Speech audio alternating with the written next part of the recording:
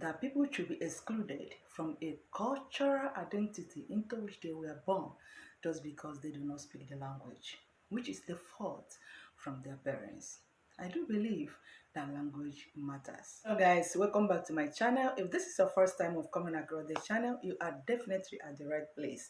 I'm a Nigerian YouTuber based here in Spain, a mom and a wife. Yeah, so if you have not subscribed to my channel, please do me a favor and subscribe to my channel and belong to this beautiful family. And for my returning subscribers, thank you so much for always coming back to watch my videos whenever I upload a new video. I do not take that for granted. You guys are awesome. Without wasting much of your time, let's dive into the major thing that sets us aside from other parts of the world is our culture and family values. I do believe that language matters. I so much love the Asians or the Indians for one thing. Any part of the world they find themselves, they always love to maintain their culture and their family values. But we Igbos or we Africans, we are too quick to copy the West. Anything that the Westerner does is what we always want to do. Anything that the Westerner do is what we copy. We are too quick in throwing away our culture and embrace other people's culture. I want to let you know, that every action or inaction has a consequences. I do not believe that people should be excluded from the cultural identity into which they were born just because they do not speak the language. If you want to bring up your child as a Spanish, be ready to face the consequences of bringing up your child as a Spanish. If you want to bring up your child like an Americana, be ready to face the consequences of bringing up your child as an American. When I had my children, I made a conscious decision of speaking only Igbo to them because I do believe that language matters. Sometimes I mix it to them, but I know that they're growing up in a world or in a country where Igbo language is not stepped in. Here in Spain, Spain is not an English-speaking country, but they taught English in schools. They are doing English as a subject in their school, which means the child has 50% or 60% of speaking English language, but not Igbo language. It's not a question of the child speaking Igbo. It's a question of how much value do we give to our language and by extension of our culture and our identity. When did our language has become something to be ashamed of? Some people will say, "Enwere ebe eji Igbo eje," but that is not true.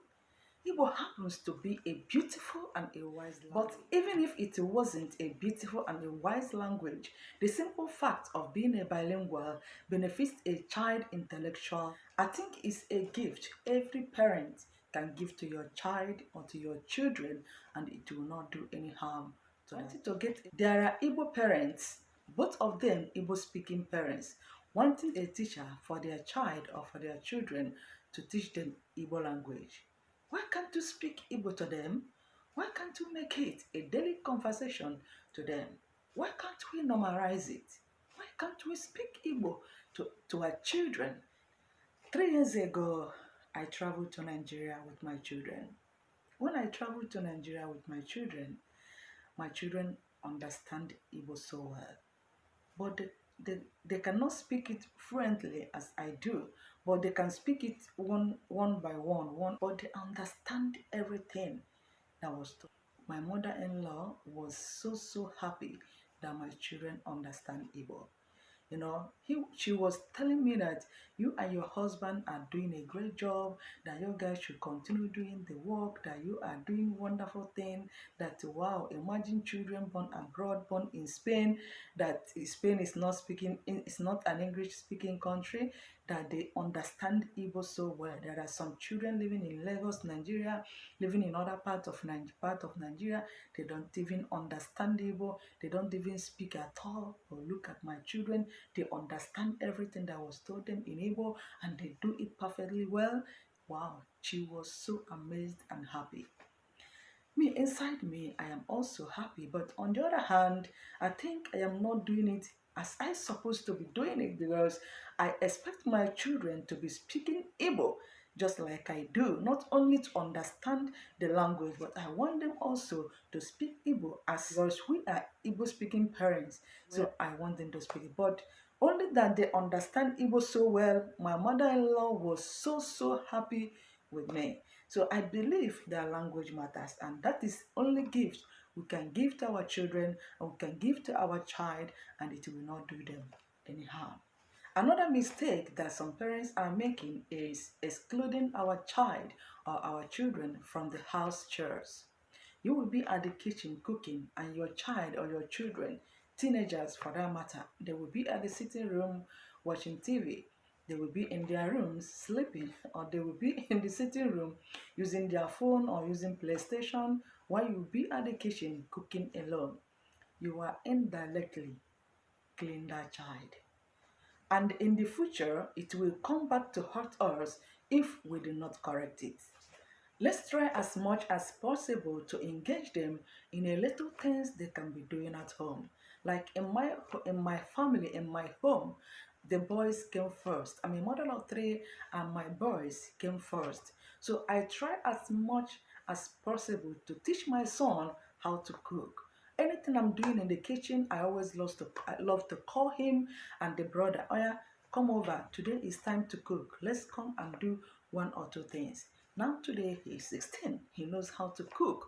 He knows how to mop the floor. He knows how to do some certain things at home, and which I am so grateful for. So let's try as much as possible to engage our children in whatever we are doing at home. I do not believe that kitchen is only meant for the women. I do not believe that one. So I always love to engage my children, my boys, because they are the people that came first, to do whatever we are doing at the kitchen, to learn how to cook, how to mop, how to do a lot of things.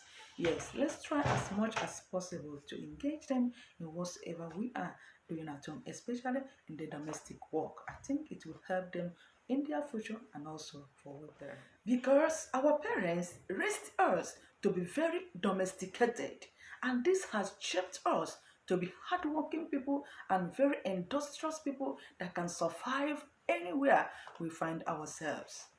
The last point is too much freedom to our children. Your child will not tell you when to eat, when to go to bed, when to do this, when to do that. They are now parents.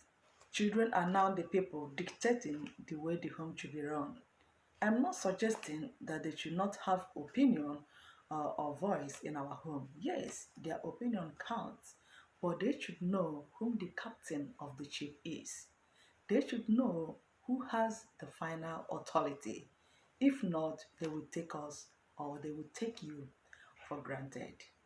If you have watched up to this stage, thank you so much for watching. And please don't forget to like, share, and comment. Until I see you again on my next video. Bye bye.